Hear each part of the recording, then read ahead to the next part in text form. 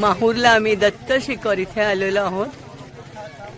खूप सुंदर असा परिसर, वातावरण आणि धुकं पडलंय, मजा येते खूप।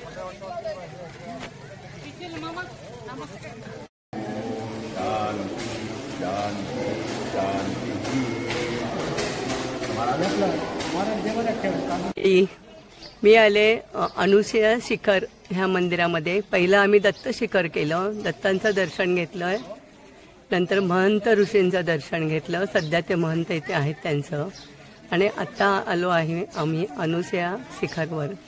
बघू शकता सर्व भव्य दिव्य असा परिसर, सगळी मंडळी मस्त आनंद घेत आहेत, छानपैकी दर्शन घेतलंय, वातावरण एकदम सुंदर आहे। आता आम्ही जाणार आहे माहूर रेणुका मातेच्या गडावर, तिथे आता आम्ही दर्शन घ्यायला जात आहोत। हा सर्व पूर्ण परिसर इतका सुंदर, धुक्याचं वातावरण, अक्षरशः धुकं पडलंय, काही दिसत नाही आजूबाजूला, खूप सुंदर। हे आपले सर्व पूर्वज इथे बसलेले आहेत एका लाईनीत, छान ते पण वातावरण एन्जॉय करतायत, मस्त एकदम।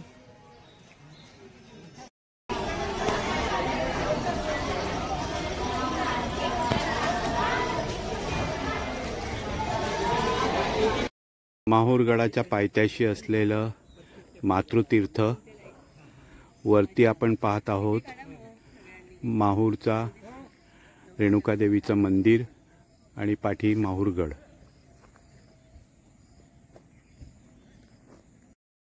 माहूरच्या रेणुका देवीचं दर्शन घेऊन आम्ही कारंजाला नरसिंह सरस्वतीच्या दर्शनासाठी जात आहे। बाहेर अतिशय सुंदर वातावरण आहे, पाऊस मध्येच पडतोय मध्येच थांबतोय, अशा या वातावरणातून आमची गाडी कारंजाकडे चालली आहे।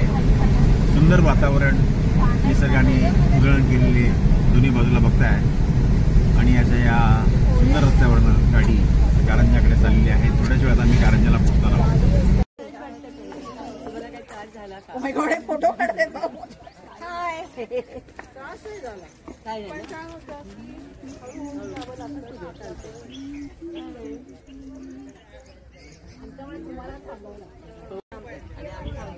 फक्त एवढं की मागे पुढे होतो, पण ठीक आहे, त्याला काय आता प्रत्येकाचा स्पीड वेगळा असतो चालायचं। वा, प्रणवती आणि मेघा अनुसया मंदिर पाहून आलेले आहेत, चढून उतरलेले आहेत, चढून उतरले आहेत।